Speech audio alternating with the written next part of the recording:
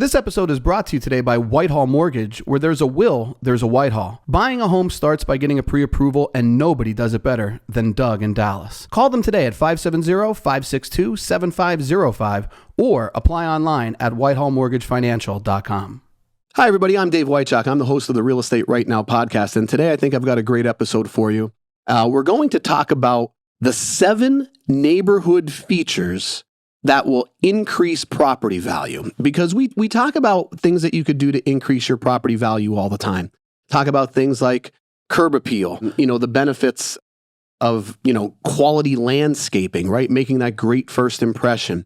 Talk about budget-friendly renovations that people do, painting, new floors, things like that. All of those things will increase your property value, but the neighborhood you live in, all right, and people talk about that. They say, location, location, location. But the neighborhood you live in, the amenities that are there have a huge role. They play a huge role on the property value and what you'll be able to do in the future if you decide to sell that house. First and foremost, number one, I think, is a good school district. I know in northeastern Pennsylvania, probably like most small towns in America, a good school district goes a long way.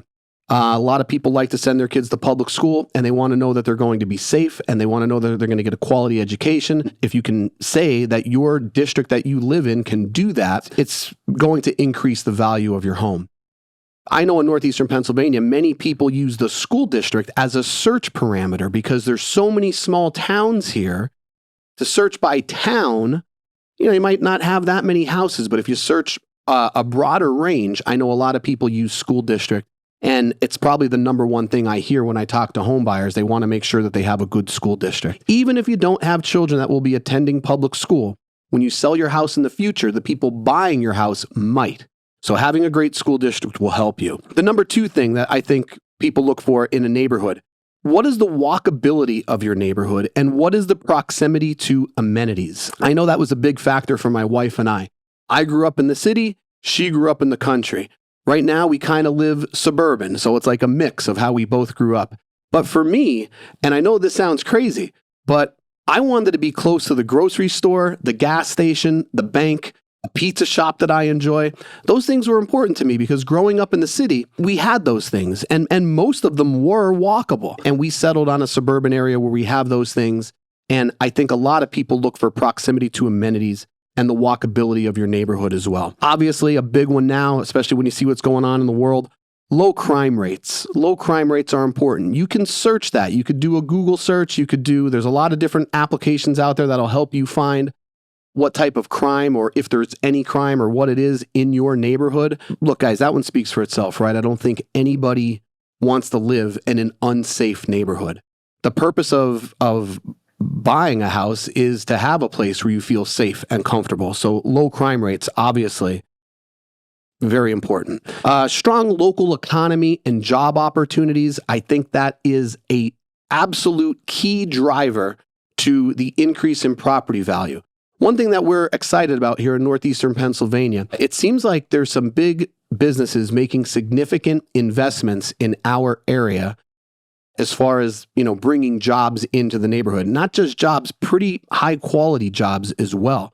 So if you live in a community where there's good jobs, a strong local economy, that will increase the value of your house regardless of what it looks like. Now, of course, obviously, if it looks better, it's going to help all that much more. Neighborhood aesthetics and curb appeal. I know it matters. This is like my HOA topic, right? Do you want to live in an HOA? Some people say, no, I don't want anybody to tell me what to do with my land. And I get that. I do. But the trick is, if no one can tell you what to do with your land, and no one can tell your neighbor what to do with theirs either. And that's how you end up having a neighbor with 7 broken down cars in his front lot with a tree growing out of the hood of one of them. You know what I mean? It's not a really appealing thing to look at, right? So you have to think about the neighborhood aesthetic. And even though you might not want to be in an HOA, maybe it might be beneficial. At least look at the rules of the HOA. So like one thing that's pretty cool that we did in our HOA, I thought it was neat. Like we have all these rules in place and we have bylaws and all these, the list of do's and don'ts. And then we agreed not to enforce the rules strictly, right? We agreed to be pretty flexible with those. So not all HOAs are the same, but I think you need to know that it's going to increase your property value if you live in a nice community as well. Community amenities are another big thing. Look, are you close to walking trails, community pools, playgrounds, things like that make people want to be there? For some people, being close to a public library, a great public library really helps if that's something that's important to you. But all these things impact how much you're going to get for your property in the future, or at the rate of which your value will go up. And of course, the seventh thing I say is future development plans, all right? I think there's some real benefits to living in a growing neighborhood. There's a lot of developments that are getting built where we live now. And it's funny, you'll see at the very beginning of the development, they'll build a house and its price will be $400,000. And then 5 years later, when the development's almost done, that same exact house is $475,000, right? So obviously, there's some benefits to being able to get into a development early, because as the new construction continues to build, it will also increase the value of your home as well. So future development plans are very important. And again, it's good to know who owns the land around you, okay? So if you buy a house and there's woods in your backyard, you should know who owns those woods. Is it state game land? So that's great, right? Because no one will ever build on it. If a builder owns the land behind you, you may want to talk to them about potentially purchasing that land, or expect that at some point in your home ownership, there might be houses built behind you. It's just the way this goes, right? I think it's weird when people get upset when people build houses around their house, because, they built their house around other people's houses, right? So it's just the natural progression of how developments work.